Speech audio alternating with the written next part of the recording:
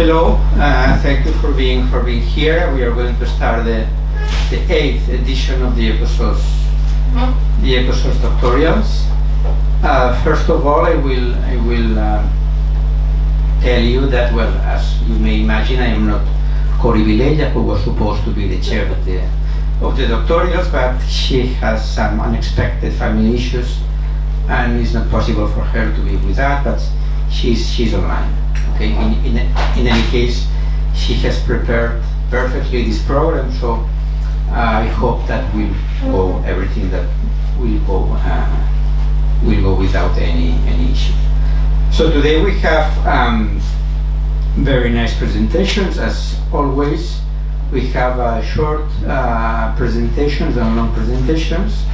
As for short presentations, we have three speeches by Clara Chedid, by Kelly de Araujo, and by Salme Henry.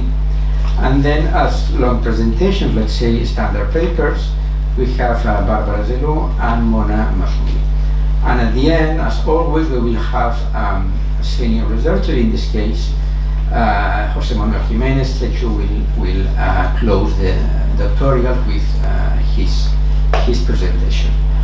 As always, remember that short presentations are expected to be around 7-8 minutes, 6-7-8 minutes, no more than that, in order to have enough time for discussion, for questions. The idea about short presentations, as you know, is to introduce, let's say, an idea, project about one of the papers of the theories, and to share with the audience what do you aim to do, what do you think about how to focus objectives to target with your paper, in order to receive some feedback, some comments from the audience. And then aim about, or the idea about the standard long presentations is just to present a standard paper that it's supposed to be a chapter of your thesis. Okay, like in a normal conference, you present your paper around 20 minutes, you receive some comments, and you try to incorporate these comments into your next version of the paper. Okay. As in previous editions, we have discussants for all presentations. So all presentations are being reviewed by a discussant, which means that by this way we are assuring that everybody presenting here will get some feedback, some detailed feedback from someone who has previously have a look on the presentation, on the paper or the slides, because as for the short presentation, there is no paper, it's just an idea about the thesis. And obviously that the fact that we have this discussion is something that is expected to benefit the PhD student, but obviously in addition to that, everyone can raise some comments, some questions, so the discussion is an open discussion, not only a discussion between the discussant and the PhD candidate. And from my side, that's all. So let's move to the first presentation, the only one who is online, by Clara Chedid, Assessing Variations in Project Outcomes of World Bank and Chinese Financial Institutions, a case study of Sri Lanka. Hello, Clara. Good morning. Let me check if you can share your screen. No, 1 second.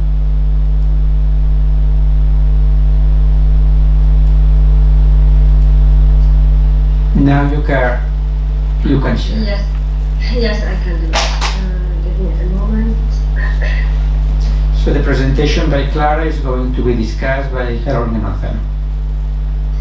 Actually,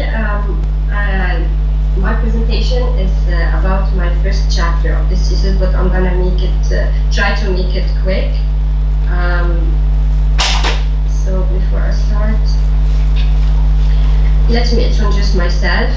My name is Clara Chedid. I'm a PhD student at URV.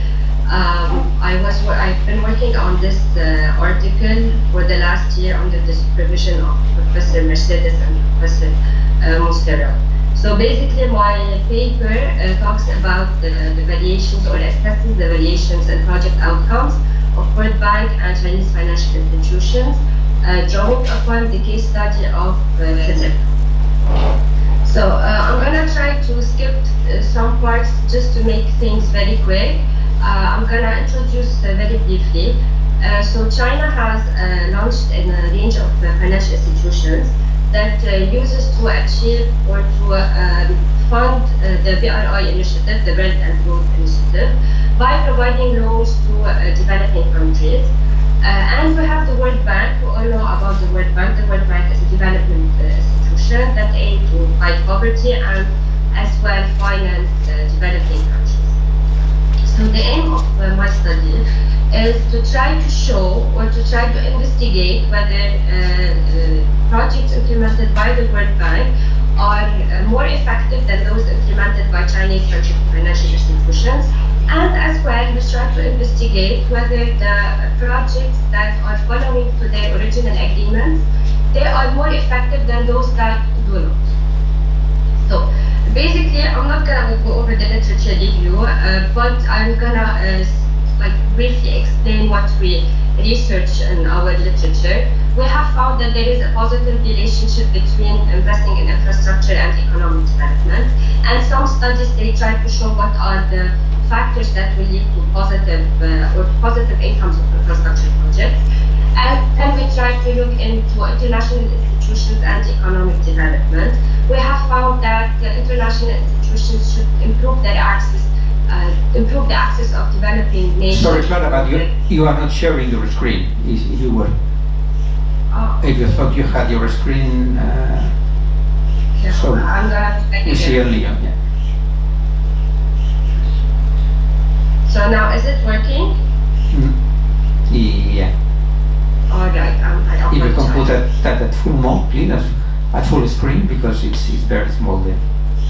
So now it's at full screen. Is it working? Not yet, but well, we can. Okay, I'm gonna try again. Is it working now?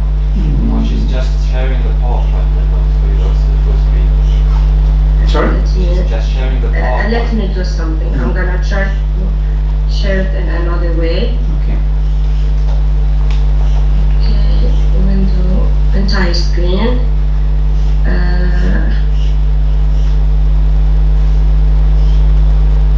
Maybe now. Is it working now?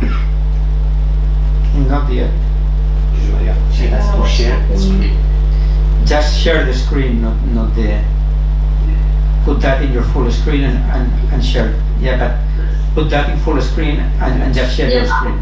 I'm putting it in full screen. But this is the ones that has to. It's in Teams. No, In Teams, the only option. is that she wants to.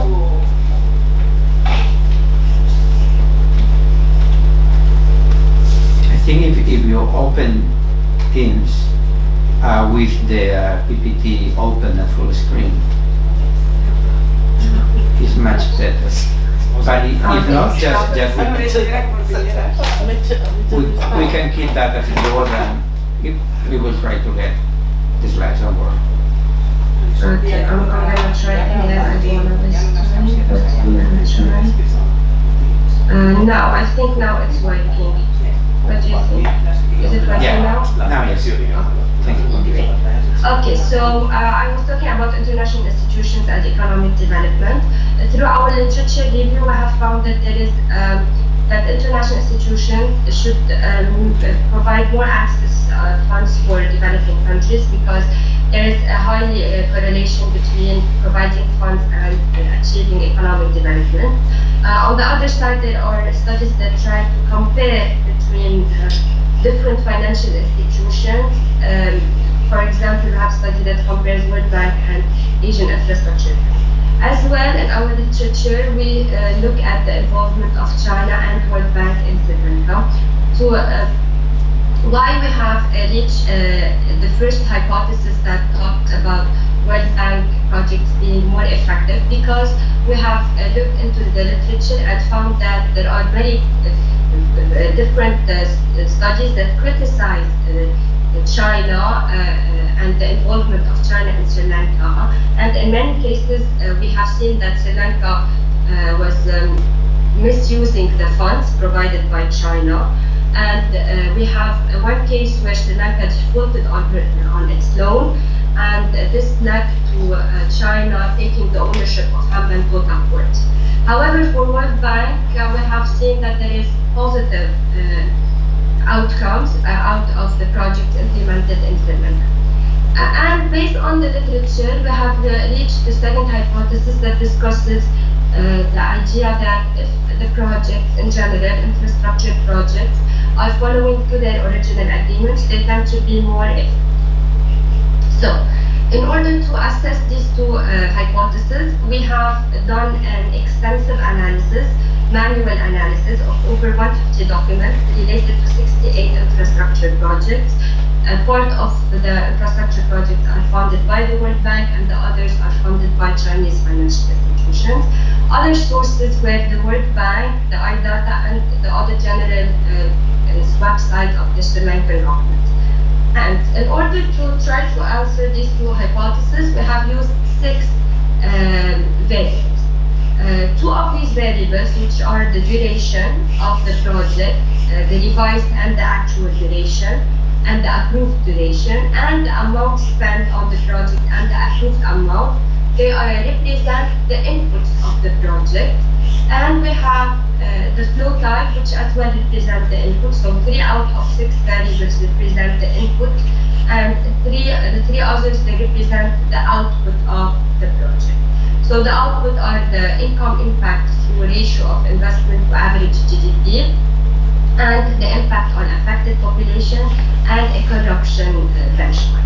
So in order to analyze the data, we have done a scoring guideline. So the scoring guideline, I'm not going to go over it in details, but I'm going to explain it very quickly.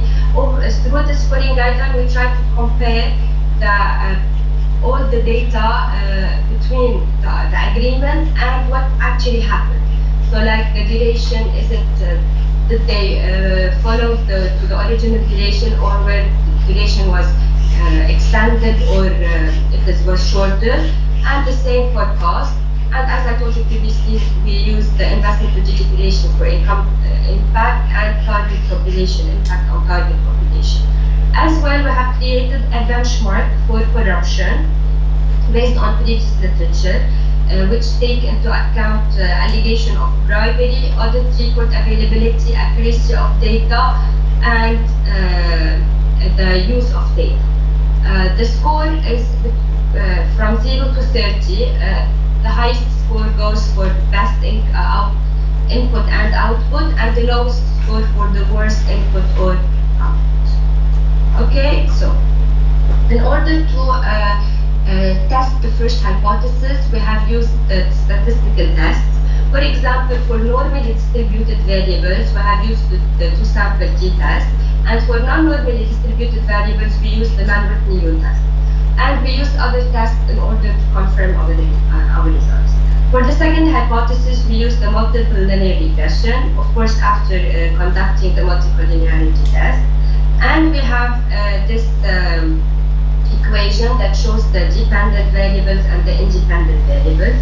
And we have 3 models for the second hypothesis. So for the results, the first group of results, it is the total scores, the total output scores. In other terms, it takes into account impact on population, corruption, and investment to GDP ratio. We have looked into the total scores between World Bank and Chinese projects using the two-sample t-test, because the total score variables are normally distributed. And we have seen that World Bank projects are more effective. They have a higher score in general, more than the Chinese projects. And as for the other variables, they are not normally distributed. That's why we use the Mann-Whitney test. We have 4 significant results on the level of corruption, duration, impact on population, and flow time. All of these, they show that World Bank projects are better. They have lower corruption, they adhere to the original duration, they have better impact on the population, and as a flow type, because it is a dummy variable, So a dummy variable that takes a value of 1 if it is alone and otherwise a value of 0. So we see that because the World Bank provide more loans, so loans are associated with better outcomes. And this can be explained by the fact that loans, they have strict rules, they are audited more than when they provide maybe a grant or other type of funding. So to conclude about the first hypothesis, we can say that we can accept our hypothesis that World Bank projects are better, they are more effective than Chinese financial institution projects, and this is mainly due to the lower level of corruption in the World Bank and adherence to original duration, better impact on population, and the flow type being a loan rather than a different type of loan. Now, for the second hypothesis, we have done it through 3 phases for 3 different models. Each model has 3 phases. We have done it first on combined data, second on the separate data for Chinese projects alone and World Bank projects alone. So, for model 1, where we test the duration, score, funding score, and flow type on corruption, we didn't find any significant results, but we found that flow type, when it is alone, there is lower level of corruption, which confirm our previous results. So, if it is alone, we will have lower level of corruption, and this is mainly driven by the World Bank projects. This result is driven by World Bank projects, which as well confirm our previous results. As for the impact on population, we have significant results where we can see that if the project adheres to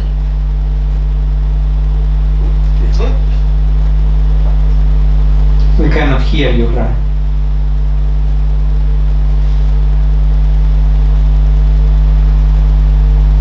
Okay, con il connexione.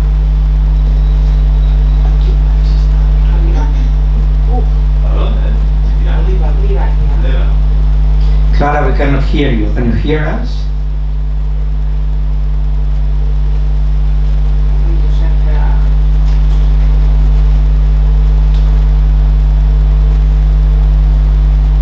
Pots contactar-me?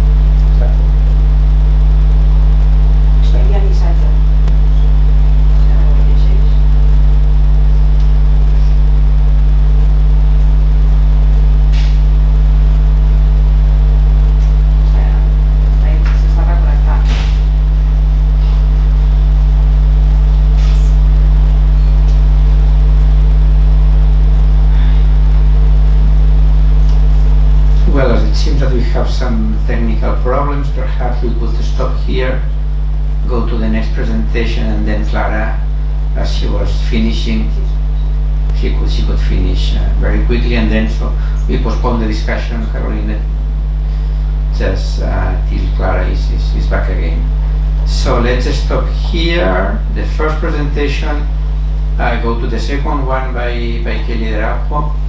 Innovation ecosystems in Catalonia, exploring geographical high technology firms clustering through location patterns.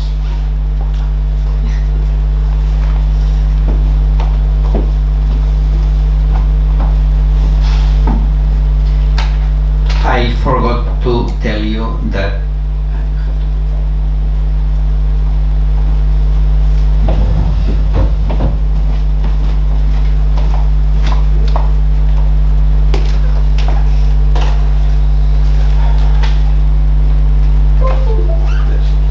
Okay, I'm sorry, I got disconnected because of the internet.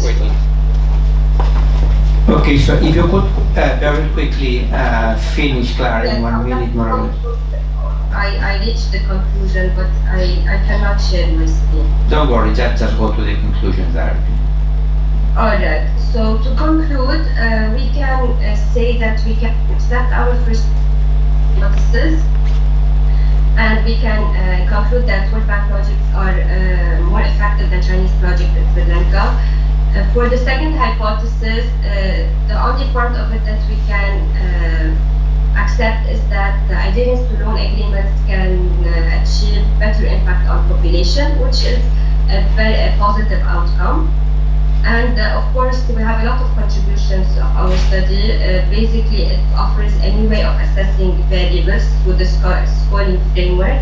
It addresses existing gap in the literature and provides implications for policymakers to know how to manage infrastructure projects. And we provide future research endeavors where future researchers can reapply our benchmark but on different case studies, and maybe they can add other metrics or change the way of scoring. That's it. Thank you. Okay, thank you very much, Clara. So now it's time for the discussion by Carolina. Okay, Clara, first of all, congratulations for the work. Can you hear me? Thank you. Okay. These comments are only suggestions. You are the expert on this area. I'm not. I try to do my best. Okay. The first comment is related to section 2.1 that focuses on the contribution of the literature.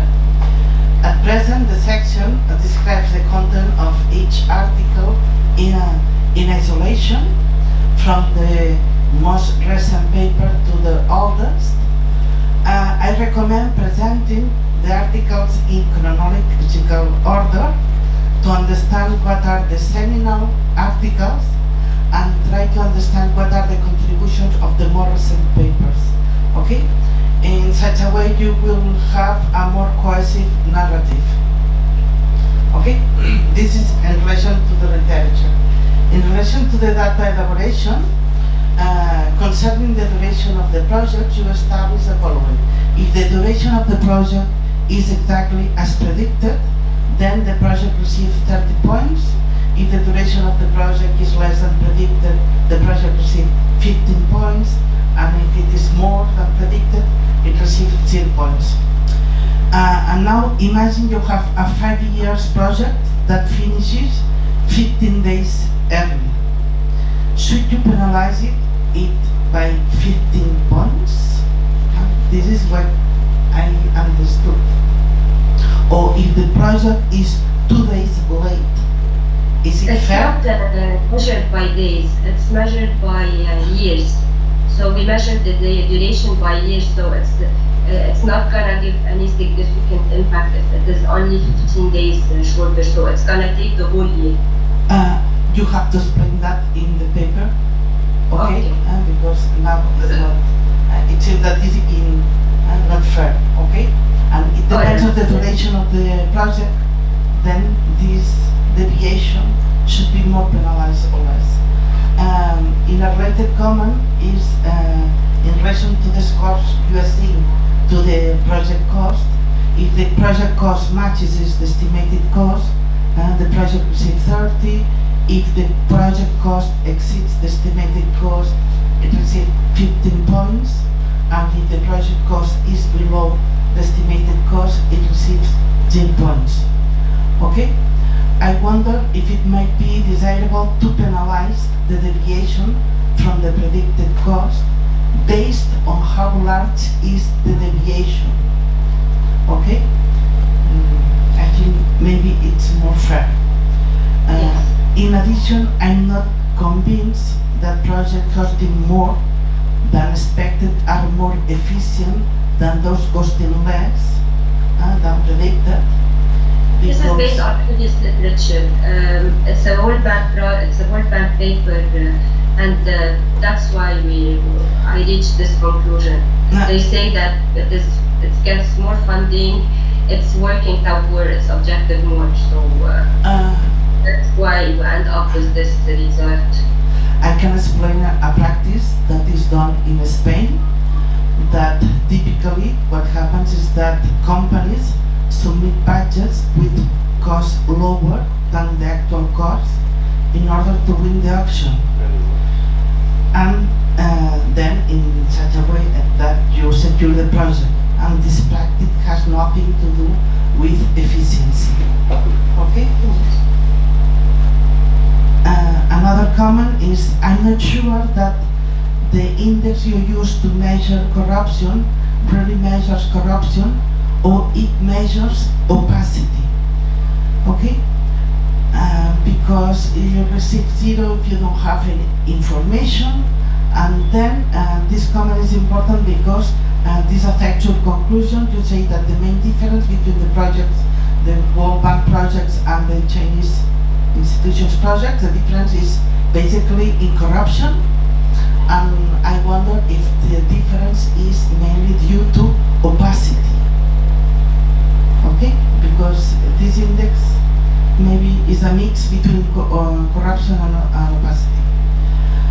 And finally, the last comment is, considering that models 2, 3, and 4 in table 4 have such low adjusted R-square, I'm not sure that you can extract reliable conclusions from these models, because the adjusted R-square is really, really low. And that's all. Only suggestions. Yeah, yes, thank you. We have the paper we have is a bit an older version. We have done a lot of changes on it, and this was taken into account as well. Thank you so much. Okay, thank you very much. There are more comments in the room. Michael, please. Okay, thank you. I just want to congratulate you also. I think the topic is really interesting. I can't hear you. Now?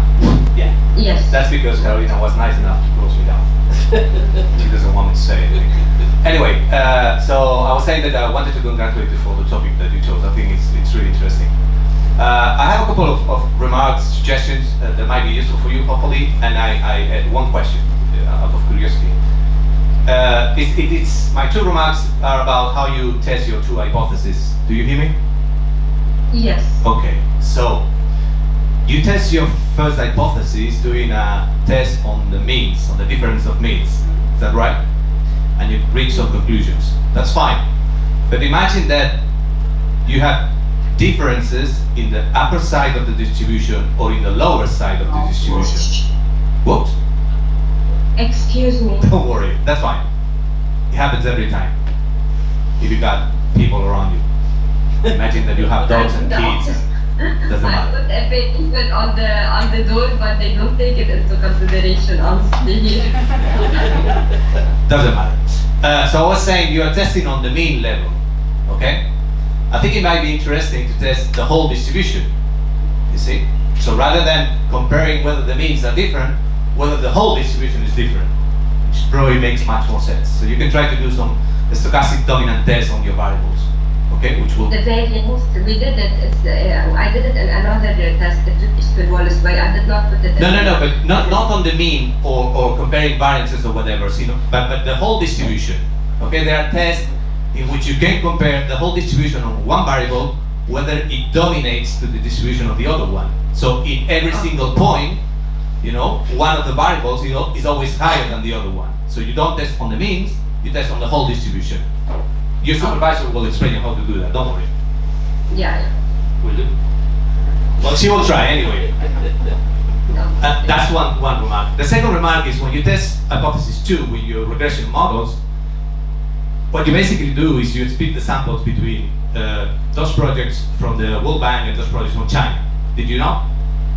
That might explain why the low R-square anyway. Why to split the yeah, but why to split the sample? You can keep the whole sample and then you use a dummy indicating that the project is from the World Bank and cross each variable with the dummy of the World Bank. This way, what you will observe are the differences in each variable with respect to the whole bank, I mean between the two samples, and you'll use the whole sample. That will increase the efficiency and probably also the explanatory power of the model. Okay? Okay. So that was my second suggestion. And just one question, I don't know if that's interesting or not. To me, it is anyway, just out of curiosity. Do you have information about the duration of these projects, right? The effective and the theoretical one. Yeah. I don't know if you consider analyzing this duration, or perhaps even better, the differences between the duration of the effective and projected. See that, because that gives you also a measure of effectiveness. See what I mean? Okay. Yeah. I'm not saying you have to do it now. I'm just wondering if that's something you might consider in the future. Yeah, of course. I will try. No, don't say of course, because you have many things to do and eventually you won't do it. So you don't need to say that. It's just a suggestion, okay? I think I want to improve my work so I can publish it. That's the main aim. Okay. So I'm gonna take your comments into consideration. So Thank that you so was much. that was all. And again, congratulations for your work. Thank you so much. Okay, thank you, Clara. I think you have received very nice comments. The idea now, or your goal now, is to try to implement, if not all of them, as Michael said, most of them at least, in order to improve your thesis. Thank you again, Clara, and let's move to the second presentation by Kelly.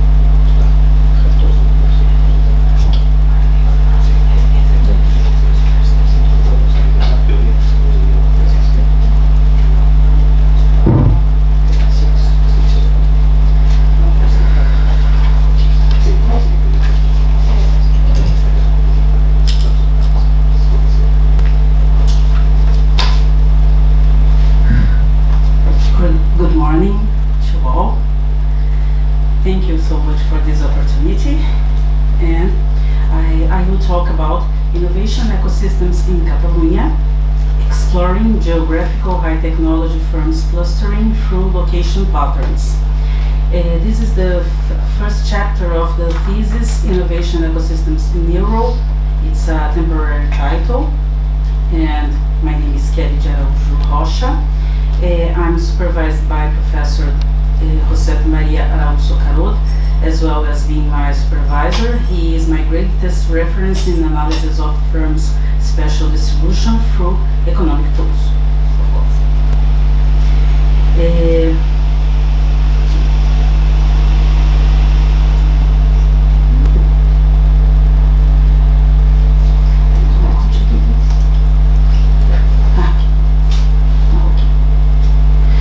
An overview of my presentation. I will talk about my motivation, the objectives of this work, my contributions, my expected contributions, the hypotheses that I'm based on, and the literature review and the methodology and data.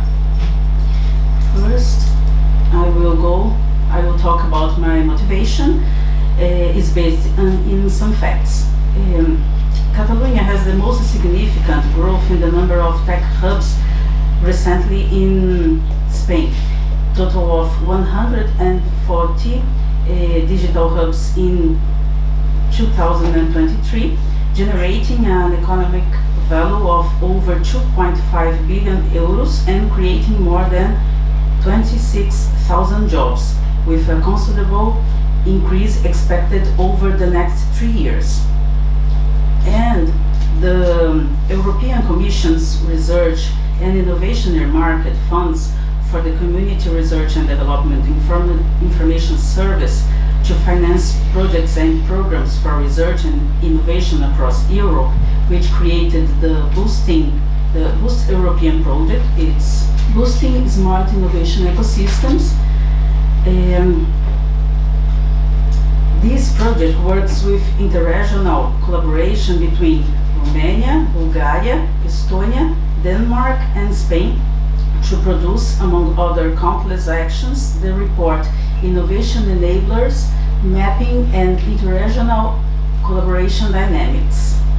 This document shows the innovation facilitators and the collaboration dynamics across the different counties in Catalonia, focusing on health and well-being, Industry 4.0 green transition, information and communication technologies, and digital transformation. In line with this document, Catalonia is the second European region that attracted the most technological investment projects in 2023 after Ireland. Consequently, Catalonia is developing strategies to gather funds and coordinated actions focused on increasing its economic impact and talent attraction as the digital innovation hub of Catalonia, which aims to promote the technological transformation of small and medium-sized enterprises with a special focus on industrial sectors and technology suppliers, technological startups, and public organizations. And, of course, a lot of research have identified the formation of innovation clusters.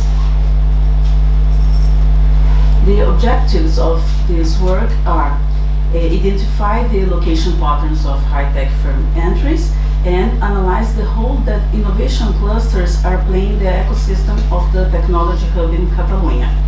The idea is to identify innovation clusters in different ways through clusterization patterns and to find some kind of local technological intensity at a municipality level.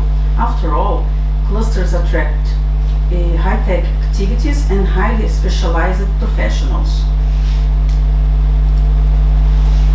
My expected contributions are based on understanding the geographical distribution of innovation clusters. So, apply economic tools to study high-tech firm clusters, analyze the strategies to strengthen local economies, identify geographical spillovers and resource allocation, highlight the benefits of targeting strategies to strengthen local economies, promote competitiveness, and achieve sustainability goals, and inform evidence-based policymaking to foster and sustainable economic development. The hypotheses that guide this research are based on two subjects. The first one is about agglomeration economies, that large-sized firms maintain a dominant role in shaping the special pattern of industrial agglomeration, and new firms are co-located with the existing anchor for agglomeration economies. And development of firms is greater when they are part of an innovation cluster. And the second one is about the concentration of innovative activities in and around Barcelona. I can assume that it's explained in terms of its process of industrialization and major economic development, and its location has made it a point of international interest throughout its history and has favored its growth to become the great metropolis it is today. There are three big themes of the research that I'm working on in the literature review. The first one is about agglomeration economies. Accordingly, Geoffrey Monsini, a consequence of adding up the individual external effects of the interaction of firms located in the same geographical environment, and with better explained by Cole Martinez, Moreno Monroy, and Raul Carol,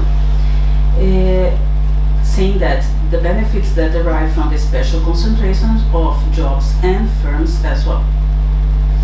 And high technology firms cluster is defined by Zarzewska-Bielawska, saying that defining an enterprise as a company operating in a high technology sector requires a wider approach than just an assessment of R&D expense intensity, Such companies should be the source of new knowledge, inventions, and innovations. It can be assumed that a high technology company should have the features of an innovative and knowledge-based enterprise.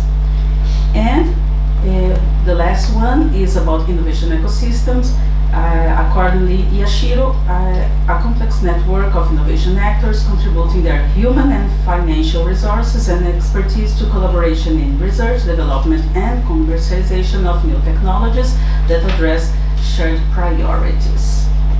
And for the final, the methodology and data. The database, of course, is the SAIDI, Sistema de Análises de Balances Ibéricos.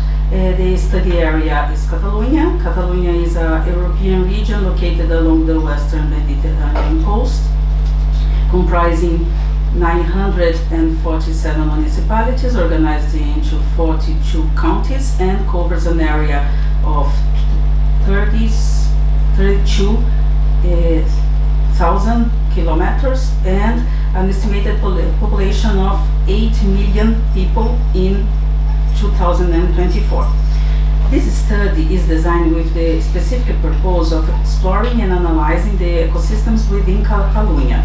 The region's recognized innovative profile and its promising development prospects underscore the importance of this investigation.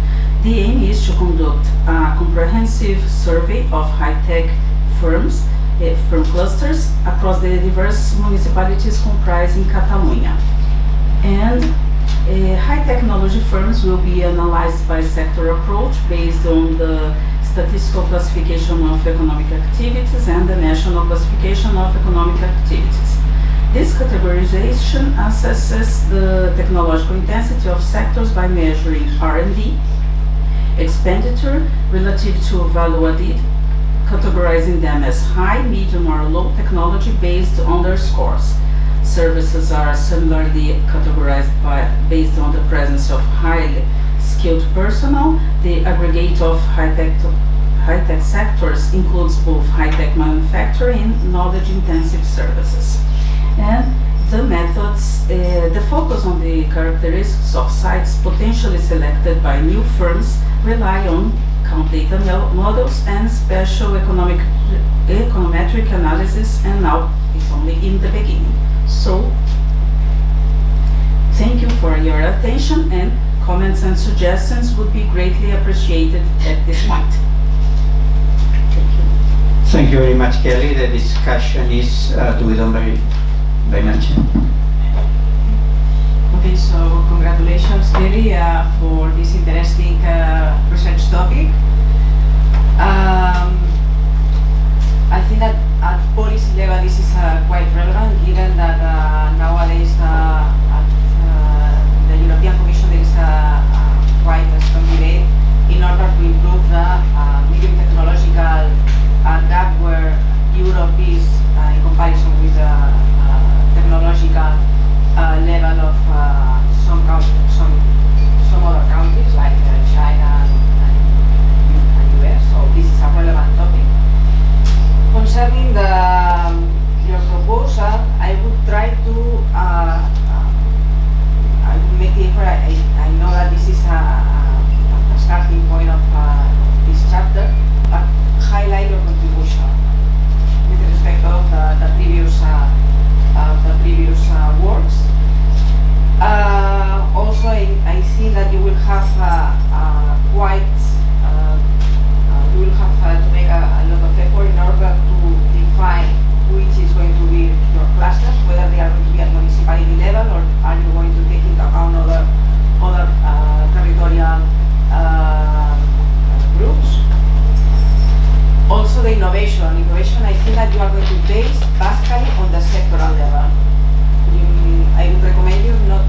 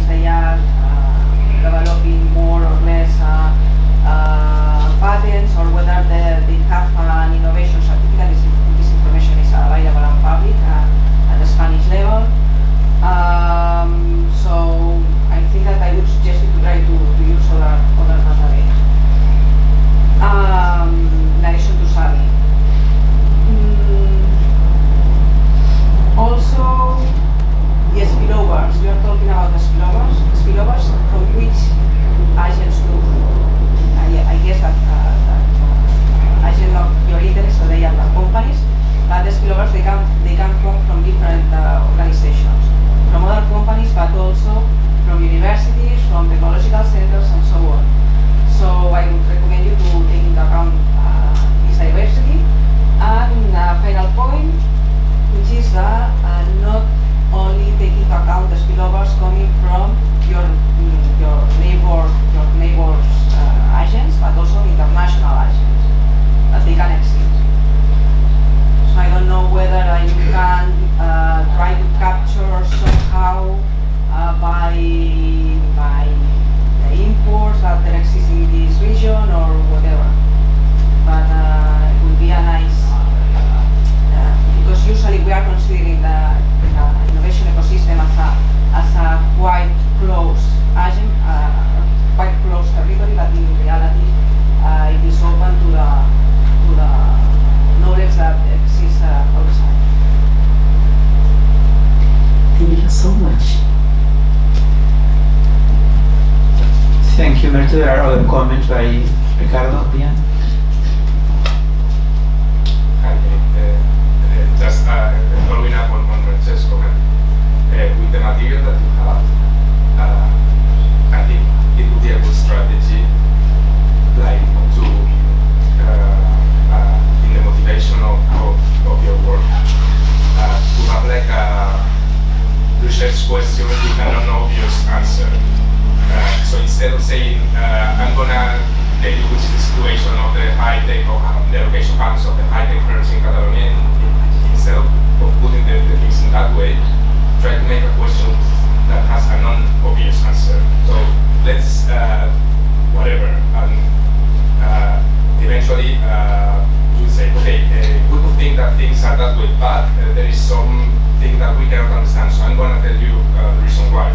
I'm going to give you an explanation of something that is non-obvious, you know? So in that way you can really capture much better the attention, and you would already perceive the contribution, as Merce was suggesting, of your work. Because otherwise you present it as a report.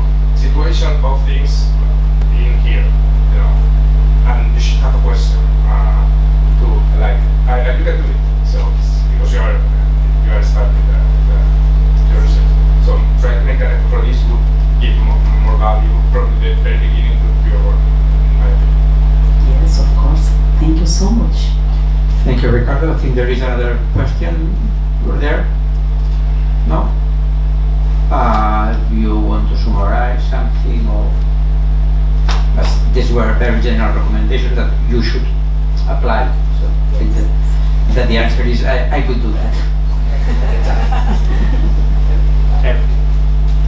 Okay, so thank you very much for the presentation and for the comments. Let's move to the third short presentation by Salma.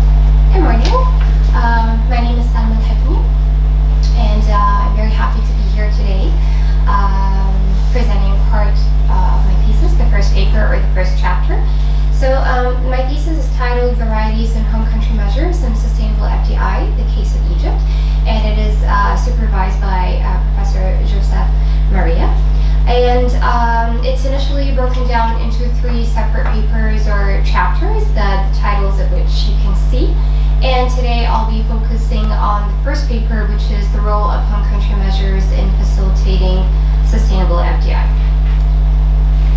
From the title, the aim of the paper is exactly what the title says. So it's basically exploring the role of home country measures shared or taken by countries in facilitating sustainable foreign direct investment in a specific given host country. From the title, we can see that we basically have like two generic variables, home country measures on one end and sustainable FDI on the other. So let me start first by explaining or introducing the concept of home country measures. According to UNCTAD, home country measures are considered measures taken by countries to support and encourage outward FDI, specifically to support their internationalizing firms when deciding to internationalize abroad or move their business activities across national borders. And these measures include transfer of technology, investment insurance, policy pronouncements, information provision, financial and fiscal incentives. To explain this concept a bit more, I have two examples of two different measures from two different countries. So the first example is the Overseas Private Investment Corporation of the United States, which tends to provide coverage to US FDI in developing countries. To do so, incentive agreements are signed with those developing countries that create a framework outlining OPEX activities that would eventually help the developing countries economically grow. And this is an example of investment insurance. Moving on to the second example, this is the technical support provided by the European Union to both China and the Asian countries that strengthen the intellectual property protection in accordance with the TRIPS agreement. The idea is to both advance the interests of the investing firms as well as encourage technology transfer to said developing countries. And this is an example of technology transfer.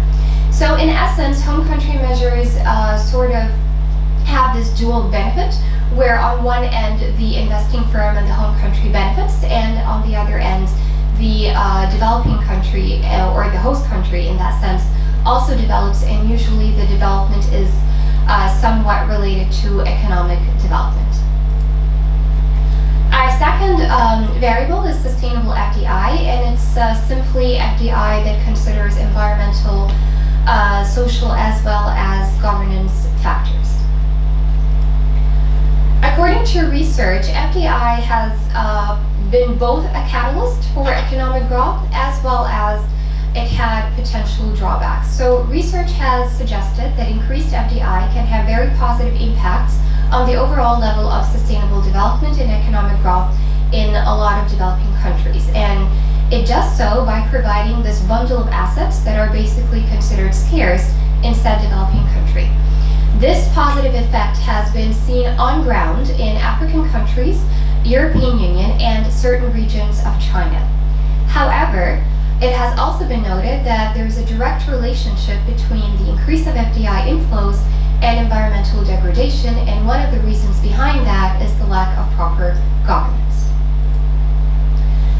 So, since sustainability is an extremely hot topic nowadays, and there is an increased attention observed in public policies with regards to sustainability, as well as the fact that FDI does have a contradicting role when it comes to sustainable development and economic growth, and also when it comes to specifically home country measures, there is very little knowledge on how and why countries differ with regards to their provision of home country measures, possibly even over sectors, so it could differ from one sector to another. And we really don't know how effective these HCMs are truly on the ground. Accordingly, the research gap of the study is to explore the real reasons behind how and why HCMs could differ among home countries, and how these HCMs would truly facilitate FDI that serves the United Nations 2030 agenda or SDGs in a given host country. To contribute to that research gap, we came up with two generic research questions. So the first one being, how do HCMs differ between countries over time and across different sectors? The second one being, does sustainable FDI promote economic growth and positively impact a country's overall level of sustainable development? The potential contribution, and in my case, according to the previous presentations, I'm a little behind on the empirical part. So it's basically what I'm planning on doing, or it's my potential contribution. Firstly, a quantitative research method will be adopted. The dependent and independent variables, as I mentioned earlier, are sustainable FDI and HCMs, respectively. Of course, control variables will be decided according to the study sample, and a panel structure will be adopted. In essence, since HCMs is a very broad topic, technically, or my idea is to basically focus on specific measures, for instance, trade policies, and then start collecting data like trade tariff rates, or agreements signed, the number of trade agreements signed by a given country. Whereas sustainable FDI could be potentially measured through the TBL framework or the OECD indicators, where we have the environmental side and the social side. So environmentally, we could look at things like carbon footprint or renewable energy, whereas the social side, we can look at number of jobs or unemployment rate or income levels, basically. Data sets will be acquired from varying institutions such as the United Nations, OECD, WTO, as well as national institutions and agencies from the host country, in my case, of course, being Egypt. And that's it. Thank you very much, and all your questions and suggestions are more than welcome. Thank you very much, Salma. Discussion will be by Professor Miguel Mahon. Presentation. Can I? Yeah. Sorry, I don't know what to say. Sorry. I guess I'll have to also share it. Yeah, please. Okay.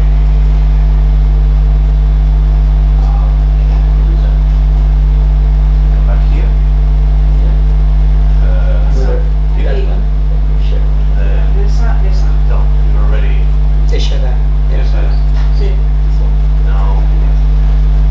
Then you share it. No, the other Sorry. one. Oh, the other one. Yeah. What is my stuff? Oh, here. Okay, great. So, fine. Otherwise, they will not give me a guess. Do you have the mic? Sorry. All right. Sorry for the first. Okay. So first, the major caveat, since this is a project thesis, that means that probably most of what I'm going to say will be completely useless in 3 months. Okay? But let's hope that I can say something. Come on. Oh, can we do something? What's that? Oh, here it is. Okay, so I have some general comments and some more specific that hopefully may be useful. Okay? Now, the first thing is that, well, this is a really interesting topic. Okay, so sustainability, developing countries, this is hot, and obviously you have FDI, which is an old literature, but it's well established and it has many, many interesting things to say about it. Okay, so that's good. I have two major concerns. One is about the availability of data, and about the measurement of this data. Okay, particularly on sustainable FDI. Okay, so. You mentioned certain things, but by the definition, from the definition to the data, I think there's a huge gap, and it's probably going to be one of the major critics that you're going to receive. Okay, so how do you measure sustainable FDI? That's going to be tricky, and some of the other, I mean, the HCM measures also, some of them are not going to be easy to obtain. So that will be my major concern. Okay, now on the practical side. Your first research question is basically how do HCM differ across countries, time, and so on. That sounds to me like a little bit too descriptive, you might say. Okay, you probably need. I mean, Ricardo will tell you that you need to elaborate on the question, because otherwise it seems too simplistic. What is the aim? I mean, just to show us that they are different. Is that not that kind of obvious? You see. So perhaps you need to think about that more carefully. That might be a good starting point as an overview paper or whatever, but it really doesn't add too much to your main frame. And the second one, which is probably the most interesting, is this relationship between sustainable FDI and growth in different ways and with different measures, that's something that's being addressed in the literature. Because at the end of the day, this is about developing countries, okay, and how foreign aid may help. So that's kind of an old topic, approach from, as I said, from different ways. But in this case, and in many others, there are important concerns when you take that to the regression framework. Essentially, is the endogeneity of any of your measures, particularly growth. And that's a tricky one because finding good instruments for growth is complicated. Okay, you're gonna have to use some historical data or something like that, and that's always complicated. Okay, to test the validity of these instruments. And after hearing what you said, I mean, this obviously applies to growth. That will be the major concern. But many of the HCM measures may also suffer from that. And I'm just thinking about these technology measures, transfer technology. Okay. You may also have there an endogeneity problem, okay? And the obvious answer to that might be use lags, but that probably is not going to work in a short panel like the one you are probably going to have. Okay, so you might need long lags, and that's something that is not probably available for you. So that would be my major concern, things that you probably need to address. So these were just my comments, hopefully are useful to you. Thank you so much. For sure, they are definitely useful. Thank you. Thank you very much, Michael. There is a comment by Alex at the end. Okay. It's very difficult to make comments because the paper is very at the beginning, so I have not seen the empirical model because it's not there, right? But just is to say something that it might be useful depending, but things that you may consider when you are doing this. For instance, if I understood well, at some moment you are going to study determinants of the FDI or sustainable FDI, is it? Yeah. So the dependent variable is going to be, let's put sustainable FDI. So I think it will change completely whether you put this variable in levels, so the amount of sustainable FDI or the percentage of sustainable FDI over total FDI. So this is something you should consider when you think about the determinants because it's completely different, right? A second question that you may consider is that it's very simple. I've seen several papers that what they only consider are determinants of the home country, so the receiving country, the country that are receiving FDI. But maybe the determinants change completely depending on who is sending. So there are countries that are receiving a huge percentage of FDI of just a single country or of a couple of countries. Let's see, China in Africa now is making huge amount of FDI to African countries. And the determinants of what Chinese people may consider important to send money to some African countries could be completely different from what another country that is receiving money from different, China probably China is sending money to everywhere, but it's not so depending on China, it's not depending on a bunch of countries, the determinants could be completely different. Okay, maybe the determinants are the same, but the effect of each of the determinants is completely different. So maybe you should consider this type of thing. So especially countries where they receive most of FDI of a single or just a couple of sending countries, let's say, China or whatever. And the third thing that you could explore, that this is just if you have time, is whether there are network effects, right? For some countries, especially if they are under a trade agreement, so there may be countries that decide to send money to a single country, but it is important what are the conditional on the countries that are on the border, right? So, because they want to send money to this country, maybe because they want also to send to export after this to the other countries that are around. So, I don't know, I haven't seen so many papers, but there are countries that exploit network effects in FDI. So, whether it's not important only the determinants of the home country, but also the determinants of the bordering country, or if there is a trade agreement. So bordering, you can define bordering as you want. It could be just really bordering, or that the countries that they have a trade agreement or something like that. So the determinants of the other countries are also important in your own FDI. So that's the third thing that we could explore. Thank you so much. Okay. Thank you very much. Any other comments? No? So, well, thank you both presenters and discussants and also Alex for the very valuable comments. Thank you. Thank you. So, let's move to the, with the SOS presentation, we finish the 3 short presentations, and then we have the standard presentation, the long one by Barbara, pension policy reform and fertility, micro-evidence from Ghana.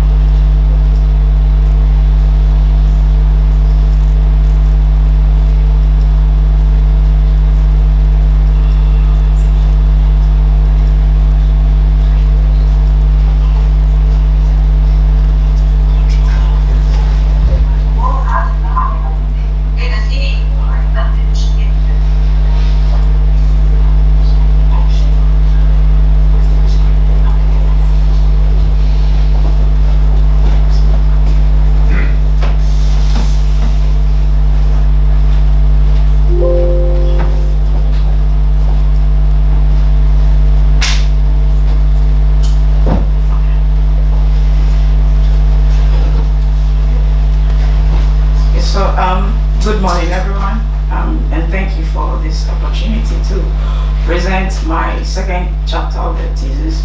So the topic of this paper is pension policy reform and fertility, micro evidence from Ghana, and this is a joint work with my supervisors, Susanna and Alex. Okay, so this is the outline of my presentation. And the motivation for this study stems from the fact that, like developed countries, many developing countries have also undergone fertility transitions from about on average of 7 children per woman in the 1970s to about 2 children per woman by 2021. As we can see from the data, that is not only unique to Ghana, Ethiopia, Benin, Brazil, and Cuba.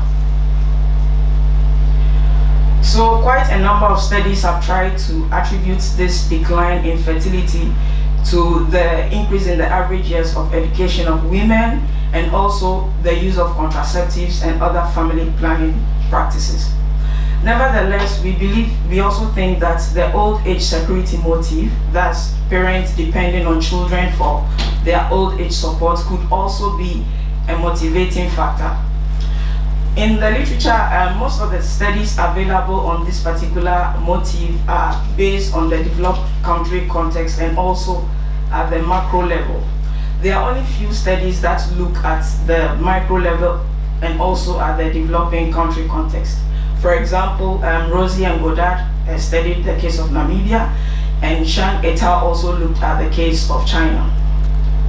So the contribution of this current paper is trying to use the case of Ghana, which is a developing country, and also we try to look at the impact of like the old age security motive in the context of culture, that's looking at the matrilineal and patrilineal practices and also religion. I think when we look further, you get to understand why. Okay, so what does this paper do? This paper basically is trying to look at how in 2008 there was a pension policy that was introduced in Ghana. So we are trying to look at how the extension of pension policy from the public sector workers to the private sector workers. So previously, before 2008, public sector workers could receive pension benefits. So they, in essence, they don't have to depend so much on their children. How did we do this? We used a difference in difference methodology, which is basically an intention to treat. And then we got data from the Ghana Living Standard Survey. And our results, after the estimation and everything, the results show that indeed the introduction of this pension policy has resulted in the decrease in fertility in Ghana, and the effects seem to be very strong for women from matrilineal culture. Okay, so this is the main results, like just a brief of the result at a glance. So what we are trying to look at is one of our variables to measure fertility, which is in the short run, is the probability of being pregnant. So we are trying to look at after the policy in 2008 and then implemented in 2010. So after that policy date, that's what happens to the probability of being pregnant. So when we did the estimation, we saw that the probability of being pregnant after 2010 has declined. So previously the probability of being pregnant was high, and after the policy there has been a decline. So we tried to look at women between the ages of 15 and 44 years, which is, as we can see, the entire sample, which is the blue line. And then we also try to disaggregate because we think that women that are younger, the probability of being pregnant will be different across age cohorts. So we disaggregated the sample into younger versus older women. And we realized that the decrease in the probability of being pregnant seemed to be higher, of course, for the women which are relatively older. And as we move on, we'll get to understand why.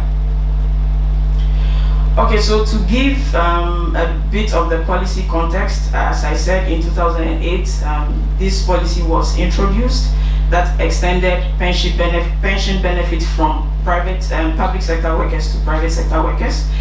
And you know, Ghana, like any developing countries, particularly those in the informal sector, do not have the necessary documents to be able to contribute pension benefits. So a series of campaigns were launched, as we can see from the pictures. So this campaign were directed to particularly those in the informal private sector, like barbers, like sales women. So basically the message is just saying that your future is important, so you should think about it. So this is just to give an overview of the policy that was implemented. Okay, so before we did our empirical estimation, we tried to motivate the study theoretically. I didn't present the whole theoretical model because of time, but generally what we try to look at is what is the optimal number of children a woman that is not receiving a pension benefit, and then we also try to look at what is the optimal number of children a woman that will receive pension benefit. We try to see the difference between these two numbers, and from our results we see that women that will receive pension benefit tend to have lesser children theoretically as compared to women that will not receive pension benefit. We also try to look at different or heterogeneous impacts, looking at matrilineal and patrilineal practices. Okay, so for the empirical estimation, we got data from the Ghana Living Standard Survey. It's a cross-sectional study. It would have been nice to use a panel data set, but we don't have, so we used a cross-sectional one. So we have 2 years before the policy date, which was in 2010, and then we have also 2 years after the policy date. The model we estimated is equation 2, our outcome variable of interest, which is the probability of being pregnant, that's in the short run. And then we also try to look at the total number of children that a woman will have as also a measure of fertility. And then we also look at the total number of boys and also the total number of girls. Our private, which is private, is whether the woman is working in the private sector, which is the treatment group, and the public sector is the control. Post is the dummy variable for all years after the policy date. Okay, so 2013 and 2017. We also controlled for some individual characteristics like age, marital status of the woman, the income quintile of the woman, among others. Okay, so we also try to control for the survey year fixed effect and then the region the woman stays. We have about 10 regions in Ghana, so the regional fixed effect and then the error 10. Okay, so this is the descriptive statistics, just to give an overview of the data that we have. I have to acknowledge that we have some data challenges, particularly for our control group, which is the public sector, that we have a total sample of about 29,000 plus, but then our the control group, which is the public sector women, is just about 757.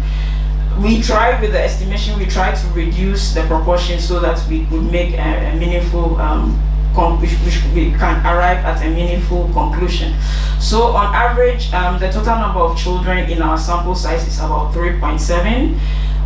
81, more than like about 81% of the women in our sample are married, and a greater proportion of the sample size are also Christians, and then the other larger group, about 20%, are Muslims. So basically that is that. We also try to look at this descriptive statistics for younger versus older women. So before we use the diff in diff, we wanted to find out whether the parallel trends assumption holds, because that is very key to our interpreting our results as causality. So the first graph is an event study. We try to look at the evolution of, like, for example, the probability of being pregnant before the policy date and then after the policy date. So from the first graph, we can see that the year, which is 2010, before that, the probability of being pregnant was like having an upward slope, but after the policy date, there has been a decline in the probability of being pregnant. The other graph, which I think is very small looking at it now, but we are just looking at the average number of children that women age 45 and above have. So over time, with the survey years that we have, then we look at women in the middle ages, like 30 to 45, and then we also look at the average number of children women between the ages of 15 to 30 have. So as we can see from the diagram, that yes, there has been a decline overall across all the age groups, but one will be asking, is it because of this policy change? So that's what we want to find out. Okay, so this is just our short run result. Actually, this was the graph I showed initially at the beginning. This is the quantitative, like the figures to the graph. So we can see that the interaction between the private sector women and the post-dummy. So the first column is an estimation without controls, and then the second column we included controls, and then we disaggregated into young women versus older women, married versus non-married. So our preferred model, which is the second column, we can see that in the short run, after the policy date, the probability of being pregnant reduced by 14 percentage points. Okay, so in order to increase the proportion of our control and the treatment group, we focus our estimation now on only the urban sample, because we also believe that the policy may be more effective in the urban areas as compared to rural areas. Again, the effect remains negative and also statistically significant. Again, our preferred model is the column 2. There has been a decline of about 17 percentage points. So now we also want to look at an alternative measure of fertility, which is the total number of children that women have over time. So we try to look, this is just an OLS estimation, we try to look at over the years, how has the total number of children evolved in Ghana. So we see that over the years, even after the policy, so the variable of interest, which is the post, there has been a decline in fertility of about 0.7 child. It's like half a child, which does not exist, but in essence, like it just says that there has been a decline in the total number of children, and this can be attributed to the policy. So what we are trying to say in this paper is that among all the other determinants of fertility decline, the policy is also a contributing factor. Okay, so we also try to compare younger versus older women. I think the paper is still work in progress, so all your comments are welcome, particularly in this area, because we try to compare younger women versus older women. We couldn't have used the public versus private because the sample size was really small. So comparing younger versus older women, we still saw that yes, there has been a decline in the number of children for working women, for married and unmarried, and the decline in the total number of boys and girls has been proportionate of about 0.4 and 0.42 for boys and girls. And then, so we try looking at the fertility pattern in Ghana. We saw that areas to the north, which is the deep red, seem to have very high fertility rates, and the areas south have like relatively low fertility rates. So we were trying to see what was happening, and we realized that the pattern coincides with religion or religious practices. Like the northern parts are predominantly Islamic, and then the south is more Christians. And then again, we saw that this pattern coincides with matrilineal and patrilineal culture.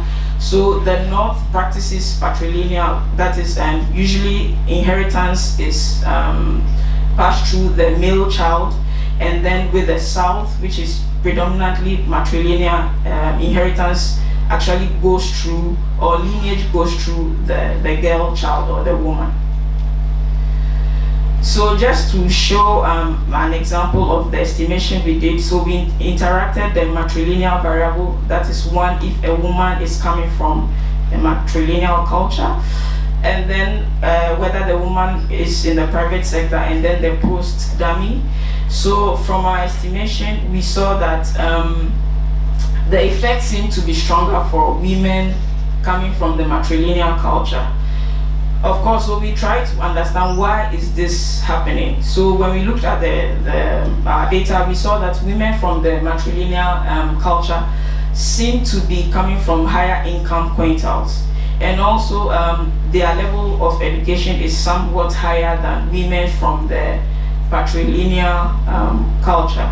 So, and we saw that the impact of the number of boys and number of girls is proportionate. There's nothing like gender preference in our results. We saw that the probability of being pregnant was also very strong for matrilineal women. Okay, so to conclude, the work shows that the introduction of the pension policy has reduced fertility, both in the number of children and the probability of being pregnant. We saw that the effect remains consistent with married and unmarried, and then the effect seems to be stronger for matrilineal women. So for policy implication, I think which is the most important thing of the research. So the long and short of the story is that if we want to reduce population growth, then social safety nets in developing countries, that in the case of pension benefits can also help to reduce growing fertility in developing countries. So, thank you. Thank you very much, Barbara. We have now the discussion by Ricardo.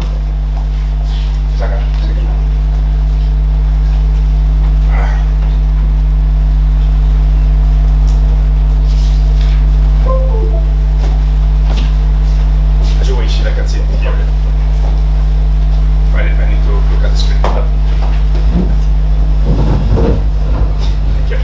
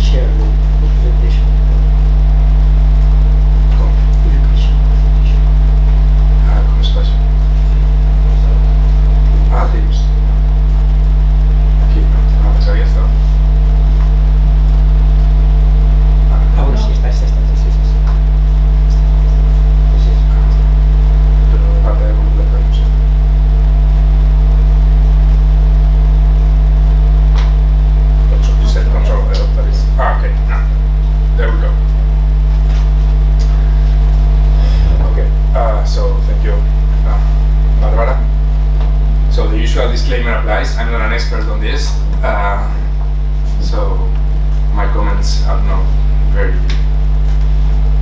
sophisticated, but still I hope they will be useful to some extent.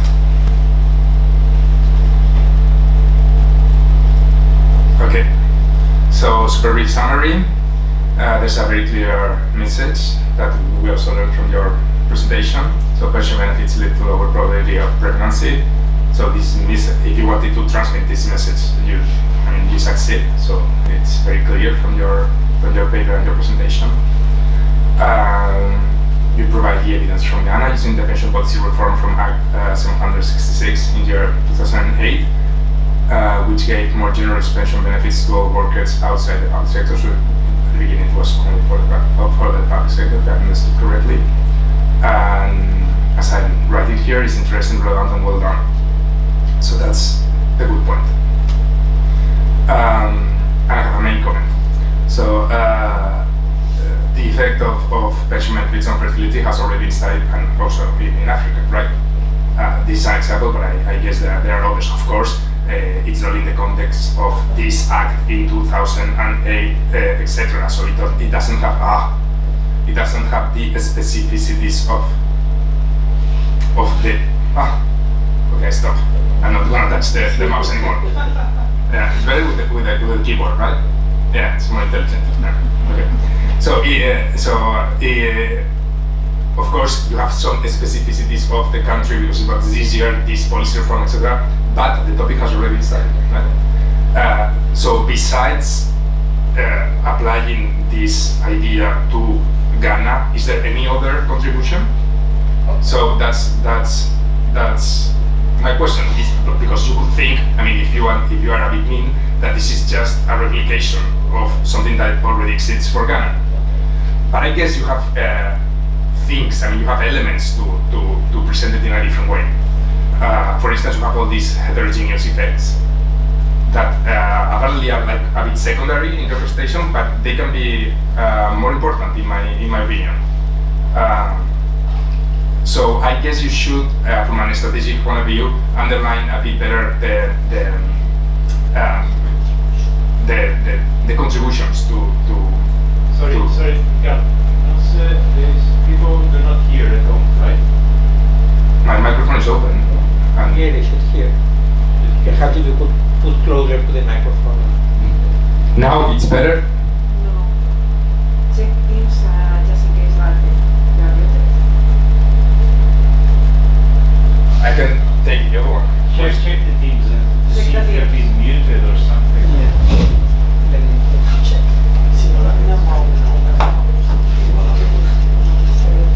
Está mute. Está mute.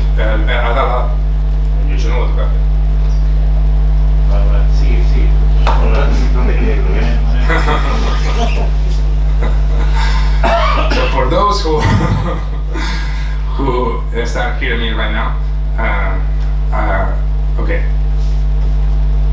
Where was I? Yeah, no, but I mean, in terms of slides. The previous one. But it's not moving now. Because now I'm on the. Okay. Is that okay? I know. Okay, so I was saying that the paper would benefit from highlighting the contributions beside the effect of fertility in a developing country in Africa that has already been studied. And I was suggesting that eventually focusing a bit more on the heterogeneous effects could eventually be a good strategy. Okay, and as I was saying in my last bullet point here, this can be very, again, strategic in terms of positioning the paper. So, I mean, there's something that probably doesn't require much work. It's just a matter of a bit, like thinking a bit about how you pack your results. So the comments related to the theory that you just skipped in your presentation. Okay. You claim that parents are altruistic as they derive utility from the number of children that they have, but actually I would conclude the opposite. I mean, if you derive utility from your children, this is not precisely an altruistic behavior, right? Okay, and at the end of your theoretical model, then you introduce this child gender specific parameter, but I don't. You could eventually try to explain it to me a bit later. I don't see what's the point of this if there's nothing changes in the model apparently by introducing this heterogeneity. So if it's like this, you just can make a comment without introducing a new element in the model. Okay. Moving to the empirics. There's this reform that takes place in year 2008, but your dummy takes a one for observations up to 2010. So I can imagine why you do that, but you should explain because it's not explained. Then at the beginning of the paper, in the introduction, you say that the use of contraceptives is already studied and it's like a main driver in some previous literature, and you say, okay, but the pension reform is also very important. But then, if I'm not wrong, in your analysis, you don't control for that, right? I think. You do? Okay. So I missed that. Okay. But it should be clear because at the beginning you are saying that this is an important point, right? Okay. On the data. I also was wondering how the data is generated. You said you have some data problems. So I would like to know if this comes from a survey. I would like to know how matrilineal and patrilineal is measured, because it's like a black box. Then you also mentioned wave 4, wave 5, wave 6, wave 7. This, I guess, refers to different years, so to use fixed effects, but why 4, 5? What happens with 1, 2, or 3? So, okay. And I was, there's another comment here, if it shouldn't it be wave T in equation 12? Now I don't remember what was that exactly, but I'm sure you know. Okay. And some other stuff, I can also give you the paper with some comments. But in the conclusion, you really need to. I mean, this is very important. You need to think about this again strategically. And as you said in your presentation, policy implications is the most important part. So you should do that if it's important. You should mention that. And also limitations of the analysis avenues for future research, etc. But I mean, you should introduce this new, fresh stuff in the conclusion. Okay. Then some things that I just don't understand. So, for instance, in this page number 1, when you refer to the fertility rate, we know which countries are considered here. Then some typos, and then a semantic comment is that not married. I was a bit shocked by this expression because normally this refers, and I checked that, Normally, this is just English. Normally, this refers to couples in a relationship that are not in a marriage. Yeah. So this is not what you want to say. So the right word, if I'm not wrong, is unmarried. It's not non-married. Okay. Okay. And just that's it. So that's very minor. Thank you very much. Okay, so I think you are very right. Thank you very much. I think you are very right about the message of the paper, the heterogeneous effect. It just shows that, yeah, Susanna and Alex, they speak a lot about this, so you are right. Again, the positioning of the results, I have to think about it. Yes, about the theoretical model.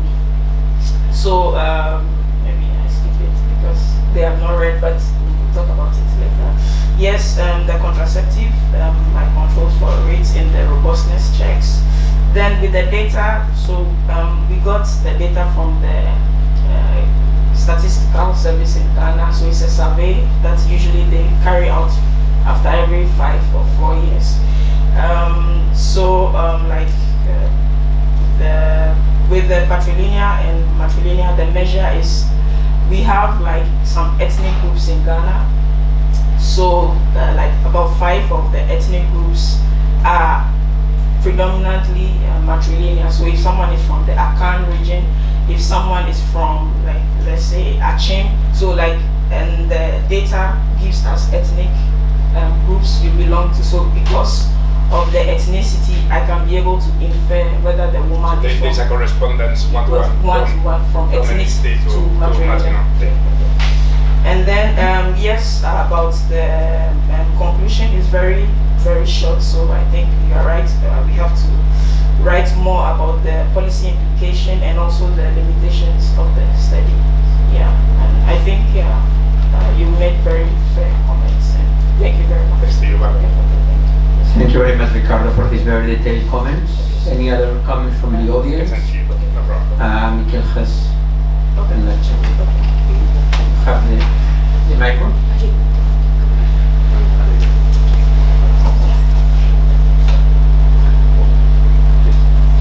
Okay. Well, I want to congratulate you for the work. As Ricardo said, this presentation, I think it's very well done. It looks very interesting. I had the same comment that Ricardo had on the contraceptive measures. That's an important control, and it wasn't clear in the presentation. It seems either in the paper that I was there. But then, if you do have this control, I was wondering, have you explored the possibility that you have a complementarity effect? So that the pension fund has an effect and the contraceptive has an effect, both go in the same way. Is there a combined effect that make it stronger? You see, because in this way, and adding to what Ricardo was saying, your contribution might be then saying, okay, contraceptive has this effect, pension has this effect, together they have this effect.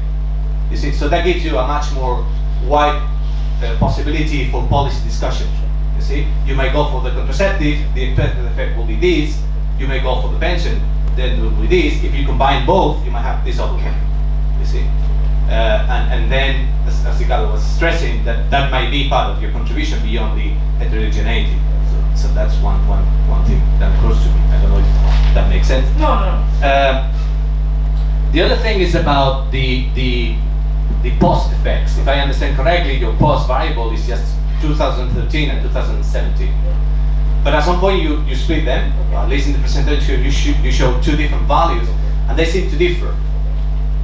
Okay? I think that's worth exploring. If this pension effect is true, say, I might be wrong, but a priori I will expect this effect, if nothing has changed in the socioeconomic environment of Ghana, that the effects from 2013 and 2017 are more or less the same. See, that will give you a robustness on the effect. If the effect says decline, then what is going on there?